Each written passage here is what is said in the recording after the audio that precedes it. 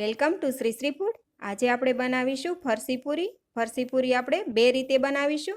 એક આપણે મેથીની પૂરી બનાવીશું અને એક જીરા પૂરી બનાવીશું. તો આપણે પહેલાં મેથીની પૂરી બનાવવા માટે સામગ્રી તૈયાર કરીશું. તો તેના માટે 1 કપ ઘઉંનો ઝીણો લોટ, જે રોટલીનો હોય છે તે લોટ, 1/4 કપ રવો, 1/4 કપ ઘી, મેથી છે, મેથીને કાપીને ધોઈને તેને થોડું તેલ મૂકી સાંતળી લીધેલી છે, તે પણ 3 ચમચી લીધેલી છે. 1 ચમચી આદુ મરચાંની પેસ્ટ, ½ ટીસ્પૂન હળદર, સ્વાદ પ્રમાણે મીઠું, જરૂર પ્રમાણે પાણી અને તળવા માટે તેલ. હવે આપણે લોટ બાંધી લઈએ. તેમાં જે બારીક સોજી આવે ઝીણી એ લીધેલી છે તે નાખી દઈએ. આ મેથી છે, આદુ મરચાંની પેસ્ટ, હળદર, મીઠું,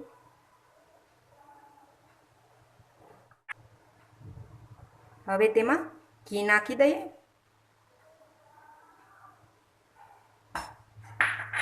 અને તેને હાથથી જ બરાબર આ રીતે મિક્સ કરી લઈએ.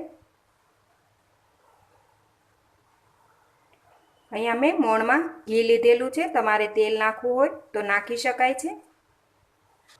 લોટ બરાબર થઈ ગયો છે, તો હવે તેમાં થોડું થોડું પાણી નાખતા જઈએ અને તેને લોટ બાંધીને તૈયાર કરી લઈએ. લોટ આપણે કડક બાંધીશું, જેથી પૂરી એકદમ ક્રિસ્પી આપણે બનાવીને તૈયાર કરી શકાય. આ લોટ બંધાઈને તૈયાર થઈ ગયો છે. હવે તેને 10 મિનિટ માટે રહેવા દઈએ. હવે આપણે જીરા પૂરી માટેનો લોટ બાંધીશું. તેમાં પણ 1 કપ રોટલીનો લોટ ઝીણો લીધેલો છે, 1/4 કપ રવો, 1/4 કપ ઘી, 1 ટીસ્પૂન જીરું, તેને ખાંડીને તૈયાર કરેલું છે થોડું, 1 ટીસ્પૂન મરી, સ્વાદ પ્રમાણે મીઠું. હવે આ ઝીણી સોજી છે તે નાખી દઈશું લોટમાં. જીરું, મરીનો પાવડર છે, સ્વાદ પ્રમાણે મીઠું અને મોણ માટે ઘી. હવે આપણે હાથથી બરાબર મિક્સ કરી લઈએ. આ જ રીતનું આપણે મોણ નાખીશું. હવે તેમાં થોડું થોડું પાણી નાખતા જઈએ અને તેનો પણ આપણે કડક લોટ બાંધીશું. પરાઠાનો લોટ બાંધીએ એ રીતનો જ લોટ બાંધીને તૈયાર કરી લઈએ. આ લોટ પણ આપણે બંધાઈને તૈયાર થઈ ગયો છે. તેને પણ આપણે ઢાંકીને મૂકી દઈએ. ત્યાં સુધીમાં આપણે આ પૂરી બનાવી લઈએ. હવે 10 મિનિટ થઈ ગઈ છે. આપણે આ લોટને થોડો મસળીને તૈયાર કરી લઈએ. તેમાંથી આપણે નાના નાના પેડા બનાવી લઈએ. આ રીતે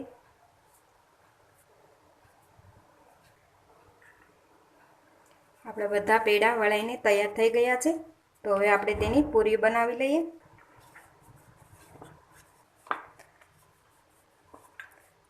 તમને જે સાઈઝની પૂરી ગમે એ રીતે બનાવી શકાય, નાની મોટી.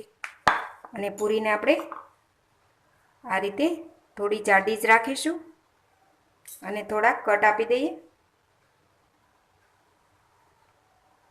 જેથી આપણે તળતી વખતે ફૂલી ના જાય અને એકદમ ક્રિસ્પી તૈયાર થઈ જાય. તો આ પૂરી તૈયાર થઈ ગઈ છે. આવી જ રીતે આપણે બધી પૂરી વણીને તૈયાર કરી લઈએ. આ લોટ બાંધવામાં મેં મેથીને થોડી તેલમાં સાંતળીને નાખી છે, જેથી આપણે તળીએ ત્યારે મેથી તેલમાં અલગ પડી ન જાય, એટલા માટે. આપણે કોરી મેથી નાખીએ તો તેલમાં એકદમ છૂટી પડી જાય છે. આપણે મેથીની પૂરી બધી જ વણાઈને તૈયાર થઈ ગઈ છે. હવે આપણે જીરા પૂરી વણીને તૈયાર કરી લઈએ. આ લોટને પણ આપણે થોડો આ રીતે જ મસળીને તૈયાર કરી લઈએ. હવે આમાંથી પણ આપણે નાના નાના લુવા બનાવી લઈએ. હવે આ પૂરીને આપણે પણ વણીને તૈયાર કરી લઈએ. હવે આપણી જીરા પૂરી પણ વણાઈને તૈયાર થઈ ગઈ છે. તો હવે આ બંને પૂરી વણાઈને તૈયાર થઈ ગઈ છે. હવે તેલ ગરમ કરવા મૂકી દઈએ. ચેક કરી લઈએ તેલ આવ્યું છે કે નહીં. તો તેલ ગરમ થઈ ગયું છે. હવે આપણે તેમાં પૂરી તળી લઈએ. પહેલાં આપણે જીરા પૂરી તળીશું. ગેસ આપણે મીડિયમ જ રાખીશું.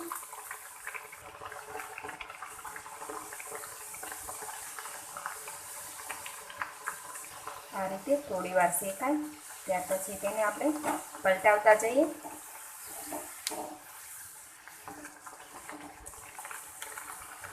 પૂરીને આપણે ગોલ્ડન બ્રાઉન થાય ત્યાં સુધી તળીશું. આ તળાઈ ગઈ છે, તેને બહાર લઈ લઈએ. આ જ રીતે આપણે બધી જ પૂરી તળીને તૈયાર કરી લઈએ. આપણી જીરા પૂરી તળાઈને તૈયાર થઈ ગઈ છે. હવે આપણે મેથીની પૂરી તળીને તૈયાર કરી લઈએ.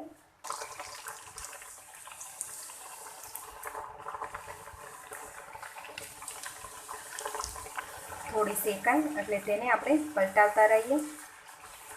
ઘઉંના લોટમાંથી બનાવેલી આ ફરસી પૂરી ટેસ્ટમાં ખૂબ જ સરસ લાગે છે અને આપણે તેને બાળકોને પણ ટિફિનમાં આપી શકાય છે. આવી જ રીતે આપણે બધી પૂરી તળીને તૈયાર કરી લઈએ. તો બંને પૂરી તૈયાર છે. તમે પણ ઘરે જરૂરથી બનાવજો. અને આ પૂરી તો આપણે ડબ્બામાં ભરી દો તો 15થી 20 દિવસ સુધી તેને આપણે ખાઈ શકાય છે. તો તમે પણ ઘરે જરૂરથી બનાવજો. અને ઘઉંના લોટમાંથી બનેલી છે તો પણ એકદમ ક્રિસ્પી અને કુરકુરી આપણે પૂરી બનાવીને તૈયાર કરી શકાય છે. તો તમને આજનો વિડીયો જરૂરથી પસંદ આવ્યો હશે. તમે હજી સુધી અમારી ચેનલ સબસ્ક્રાઈબ નથી કરી તો પ્લીઝ અહીંયા ક્લિક કરો એટલે સબસ્ક્રાઈબ થઈ જશે. અને બેલ આઇકન પર ક્લિક કરશો એટલે તમને અમારા નવા વિડીયો મળતા રહે. અને વિડીયો પસંદ આવે તો પ્લીઝ લાઈક પણ કરો અને તમારા ગ્રુપમાં શેર પણ કરવાનું ભૂલતા નહીં.